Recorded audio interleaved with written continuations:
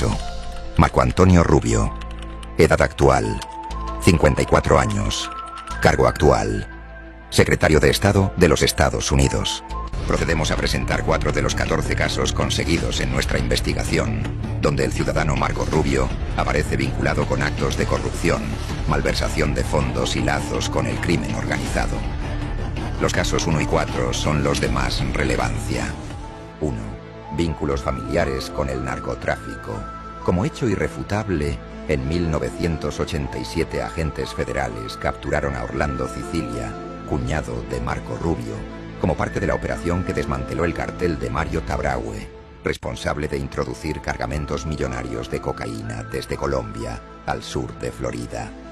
La captura se realizó en una casa donde por más de 10 años se almacenaron y distribuyeron grandes cantidades de droga, periodo en el cual Marco Rubio estuvo residenciado junto a su hermana Bárbara, esposa de Cicilia. En 1989, el señor Cicilia fue condenado a 35 años de prisión en el caso federal 87928 CRKEHOE. Las autoridades estimaron que las ganancias de Cicilia en sus operaciones de narcotráfico rondaron los 15 millones de dólares, dinero que nunca apareció. En septiembre de 2000, Cicilia obtuvo una liberación adelantada por buena conducta, 9 meses después que Marco Rubio asumiera como diputado estatal de la Florida. 2 años más tarde, ya como senador estatal, el mismo Rubio firmó una carta solicitando que a su cuñado le fuera otorgada la licencia de bienes raíces y pudiera trabajar como agente inmobiliario, un sector señalado a nivel mundial como uno de los principales canales para el lavado de dinero, sobre todo provenientes del narcotráfico. En dicha carta omitió señalar sus vínculos familiares con el señor Cicilia. 2. Malversación de fondos mediante tarjeta de crédito del Partido Republicano de Florida. Como hecho comprobado, durante su tiempo como presidente de la Cámara de Representantes de Florida entre 2007 y 2009, Rubio utilizó una tarjeta de crédito del Partido Republicano para gastos personales por más de $100.000, incluyendo comestibles, licor, unas vacaciones familiares por $10.000, costosas reparaciones de auto, etc. Aunque Rubio manifestó que era un malentendido, terminó reembolsando apenas $16.000 de lo malversado. Sus gastos ilícitos violaron reglas de exención fiscal que limitan el gasto a actividades políticas legítimas.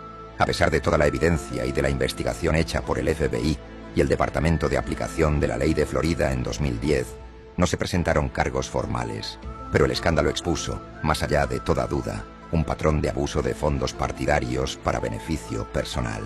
3. Rubio y vínculos con fraude financiero y lavado de dinero. Hecho.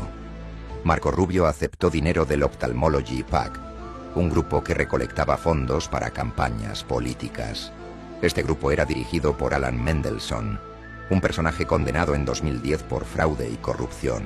El señor Mendelsohn estaba conectado a Joel Steinger, fundador de Mutual Benefits Corporation, una compañía que cometió uno de los mayores fraudes financieros en la historia de la Florida. Más de $1.000 millones estafados a más de 30.000 personas, en una operación pirámide que dejó arruinado a muchos inocentes inversionistas. Investigaciones del FBI y la DEA demostraron que parte de este dinero se usaba para esconder fondos ilegales del narcotráfico. Steinger fue sentenciado a 20 años de prisión en 2014 por fraude y lavado de dinero, junto con otros como su hermano y socios. Es importante destacar que Marco Rubio, semanas antes de que la Comisión de Bolsa y Valores de Estados Unidos cerrara a Mutual Benefits Corporation en 2004 por este fraude, había votado a favor de una ley que eliminaba reglas estrictas de vigilancia a este tipo de compañías fraudulentas. A razón de esta vinculación y otras más, la organización sin fines de lucro conocida como Ciudadanos por la Responsabilidad y la Ética en Washington incluyó a Marco Rubio en varias de sus listas anuales como uno de los miembros más corruptos del Congreso. 4. Fondos anónimos masivos para una precandidatura presidencial sin oportunidad de triunfo.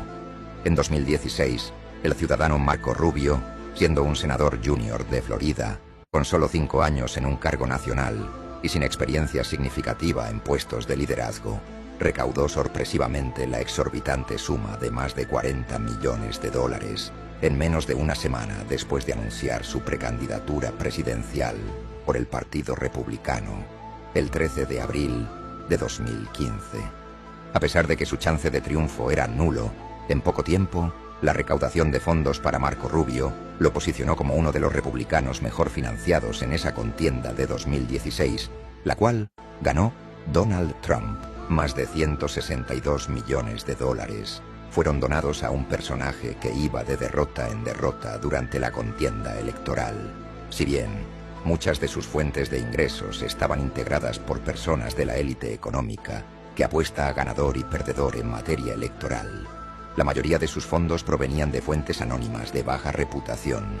Es bien sabido que Marco Rubio contó con el apoyo de la élite de extrema derecha anticastrista de Miami, entre ellos Norman Braman, un multimillonario vendedor de autos que empleó a la esposa de Rubio, el cual aportó millones a su campaña.